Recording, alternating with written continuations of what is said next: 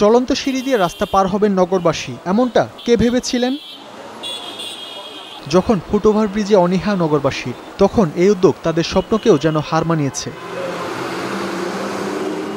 রাজধানীর বনানী চেয়ারম্যান বাড়ি এলাকায় এ চলন্ত সিঁড়ির অর্থায়ন করেছে বিশ্বব্যাংক। বিশুদ্ধ বায়ু পরিবেশ প্রকল্পের আওতায় রাজধানীতে ৮টি ফুট ওভারব্রিজের মধ্য থেকে পরীক্ষামূলকভাবে এ সিঁড়ি স্থাপন করে বিশ্বব্যাংক।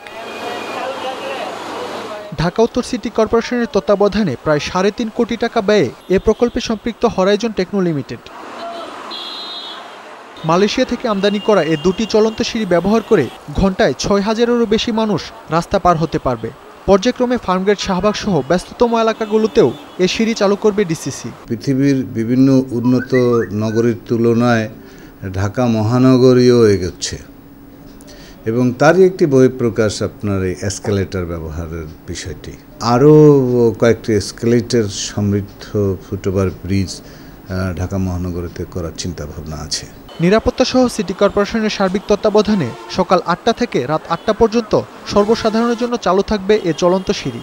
এ উদ্যোগকে স্বাগত জানিয়েছে নগরবাসী। ডেভেলপ কান্ট্রিকে অনুসরণ করছে, এবং ভবিষ্যতে ওদিকে যেতে পারবে, এটার একটা প্রথম পদক্ষেপ। সো আমি মনে করি এটা অবশ্যই ভালো। আমার রাস্তা পার হতে আর খুব কষ্ট হয়।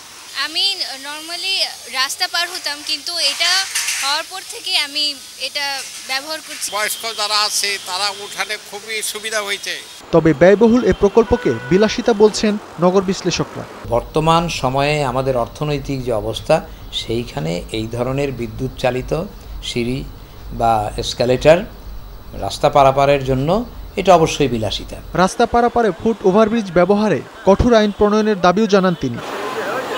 ফুট ওভারব্রিজে এমন চলন্ত সিঁড়ি স্থাপন নিয়ে কিছুটা সমালোচনা থাকলেও এ ধরনের চমকপ্রদ উদ্যোগের মধ্য দিয়েই আধুনিক নগরীতে রূপ নেবে রাজধানী ঢাকা, এমনটাই প্রত্যাশা নগরবাসীর। মাহমুদ শরীফ, বৈশাখী নিউজ, বনানী, ঢাকা।